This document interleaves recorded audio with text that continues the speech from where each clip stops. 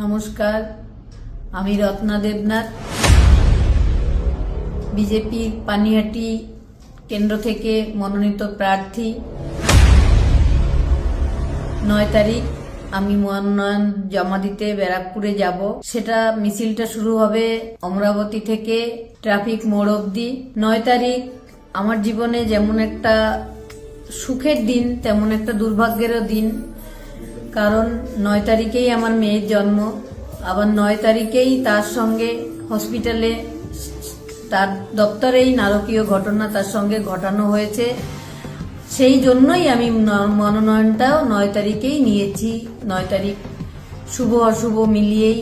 তো আপনারা সবাই সেই 2024 9 আগস্ট যারা আমার মেয়েকে ঘরের মেয়ে মনে করেছিলেন এবং বিচারের দাবিতে সরব হয়েছিলেন, তারা সবাই আমার এই মনোনয়নের সঙ্গে যাবেন, পায়ে পা মেলাবেন অমরাবতী থেকে ট্রাফিক মোড় অবধি। তারপর আমরা সবাই মিলে যাব ব্যারাকপুরে।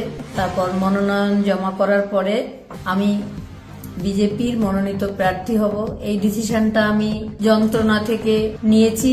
আমি বিচার এখনো পাইনি, তাই আমি মনে করেছি যে এখানকার সারা পশ্চিমবঙ্গের মেয়েরা মায়েরা সুরক্ষিত নয়। তো আমার তো সংসার নেই, মেয়ের স্বপ্নের সঙ্গে সঙ্গে আমাদেরও সমস্ত স্বপ্ন ফুরিয়ে গেছে। তো বাকি জীবনটা আমরা মেয়েতে যে সেবায় ব্রতী হয়েছিল, আপনাদের সাধারণ জনগণের জন্য মাফিয়াদের সঙ্গে সে বিরুদ্ধে লড়াই করেছিল। যতদিন না আমি বিচার পাচ্ছি এবং মহিলাদের সুরক্ষিত রাখতে পাচ্ছি, সেই লড়াইটাই আমরা এগিয়ে নিয়ে যাব। শপথ নিয়েছি, তাই আপনারা আসবেন 9 তারিখ সকাল 9টার সময় অমরাবতী মোড়ে জমায়েত হয়ে আমরা আস্তে আস্তে মনোনয়নের দিকে এগিয়ে যাব। নমস্কার।